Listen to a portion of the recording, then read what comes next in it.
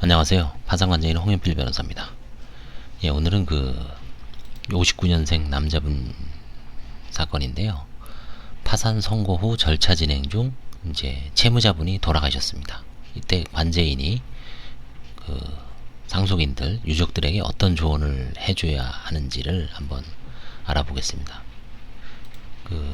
이런 사안이 아주 흔치 않은데 간혹 있습니다. 1년에 한두 건 정도가 발생을 하는데, 그때 채무자 유족들은 당황하지 마시고 다음과 같은 절차에 따라 처리하면 됩니다. 이분은 이제 59년생이었는데요. 이제 환가 사건이 있었습니다. 그거는 이제 뒤에서 보겠습니다. 주로 2001년서부터 2016년까지 부친 소유인 천안에 주민등록만 이전해 놨습니다. 그 다음에 2016년부터 현재까지는 배우자 명의 SH공사 임대아파트 2,560만원, 여기에 지금 거주 중이었습니다. 직업 이력은 2011년부터 2017년까지 주로 이제 택시기사로서 일을 해왔고요. 그 다음에 이제 2017년에서 18년에는 보험회사 직원이었습니다. 2011년부터 택시회사 기사로 적은 수입만으로 생활비 등을 감당할 수 없었고, 2016년경 신장암이 발병으로 치료비까지 부담되어 채무가 급증했고, 2011년 파산 선고 후 이틀 후에 돌아가셨습니다.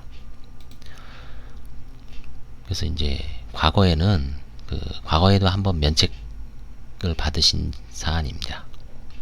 그래서 이제 가족들을 보면 배우자가 있었고요. 자녀들이 3자녀가 있었습니다. 파산 채권은 6,216만원이었고요. 그래서 이 사건의 쟁점은 뭐였냐면은, 흥국화재 보험 주식회사의 보험을 한 3건 정도를 총 해약환급금이 한 690만원 정도 됐는데, 이거를 이제 몇 년 전에 변경을 한 겁니다. 자녀분 명의로. 그래서 이제 이 부분을 이제 환가를 했어야 되는데, 그래서 이제 환가할 찰나에 이제 이 채무자가 이제 돌아가시는 바람에 좀 어떻게 할 것인가, 이게 이제 문제가 됐습니다. 이런 경우에 이제 채무자가 사망한 경우에 이제 한번 보겠습니다. 보고서를. 부친은 이제 사망했고요. 모친 사망. 채무자는 파산 선고 2일호인 2019년 2월 13일 사망으로 채무자의 잔존재산. 만약에 이제 관제인이 부인 청구를 행사했을 때 보험 해약환급금 570만원을 반환받아서 파산 절차에 파산재단에 편입을 해야 되는데, 이제 채무자의 잔존재산이 있을 경우 사망으로 상속재산 파산 절차가 진행됩니다. 이게 이제 흔히 말하면 생전 파산이었지만 법에 의해서 상속재산 파산이 효과가 납니다. 다만 채무자 및 자녀들에게 망인에 이 외에 또 다른 채무가 발생할 염려가 있기 때문에 관제인 입장에서는 가족들에게 그냥 한정승인 절차를 신청해 놔라라고 이제 알려줍니다. 그 다음에 이제 한정승인 절차를 신청해 놓고 별도로 상속재산 파산 신청을 할 필요는 없죠. 왜냐하면 이 상속재산을 관제인이 생전에 돌아가신 분의 재산을 환가를 해서 상속재산 파산 절차를 선행적으로 여기서 진행하는 거기 때문에 채무자 및 가족들에게는, 상속인들에게는 혹시 모를 우발적 채무 발생에 대비해서 이제 한정승인만 밝게 조언을 해줍니다.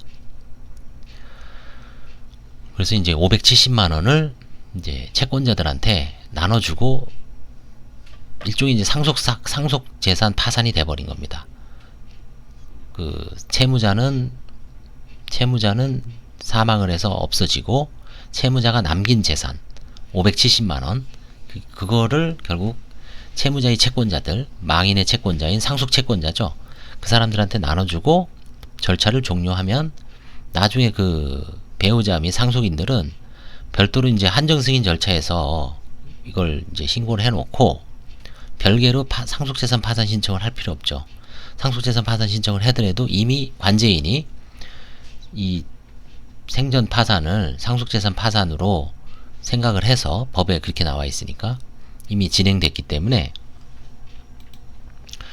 이중적으로 상속재산 파산 신청을 할 필요는 없습니다. 그 점을 가족들한테 알려주고 이제 잘 마무리 지으면 됩니다. 그래서 오늘은 좀 아주 드문 사건인데요. 파산 선고 후 절차 진행 중 채무자 사망 시 관제인이 유족들에게 어떤 조언을 해줘야 할지.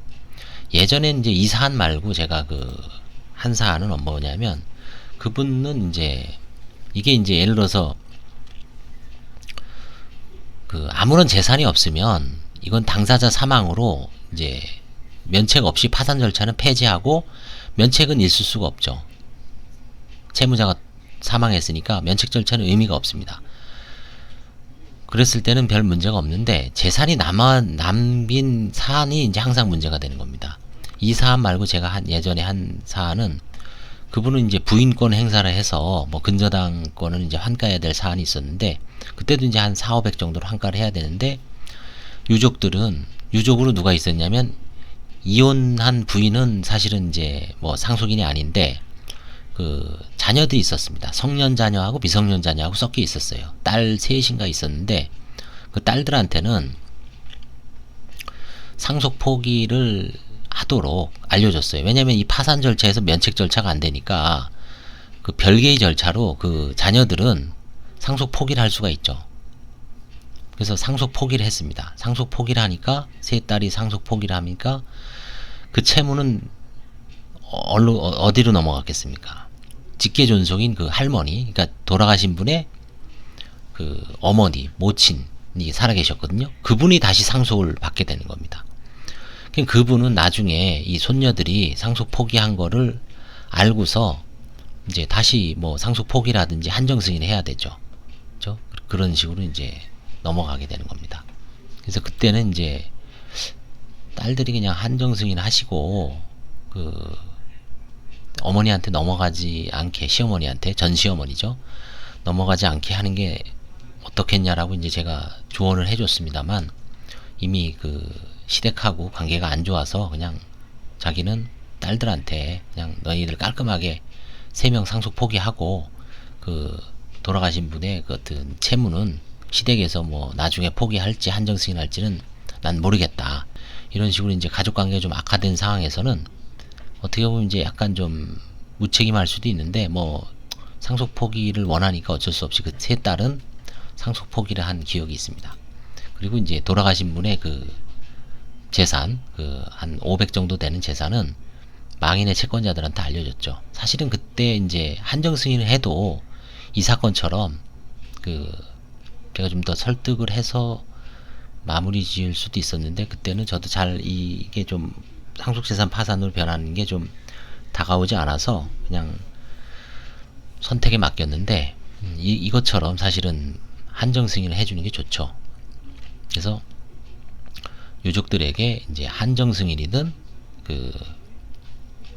상속 포기든 그거를 반드시 잘 조언을 해줘야 되고, 만약에 이제 당사자들이 몰랐을 땐 그대로 승계가 되죠. 그러면 이 망인의 채무는 상속이 되기 때문에 면책이 안 된 채로 사망자니까 면책 절차가 없어지는 거죠. 그러니까 상속재산 파산으로서 이제 남길 재산이 없으면 채무만 상속인들에게 승계되는 그런 결과를 가져오기 때문에, 파산 선고 후 채무자가 돌아가셨을 때는 상속인들은 관제인하고 잘 의논해서 별개의 절차로 상속 포기 내지 한정 승인 절차를 마쳐야 한다는 게 이제 이 사건의 어떤 주는 교훈입니다. 그래서 이걸 잘 좀 들어보시고 유념하셔서 잘 알아두시기 바랍니다. 감사합니다.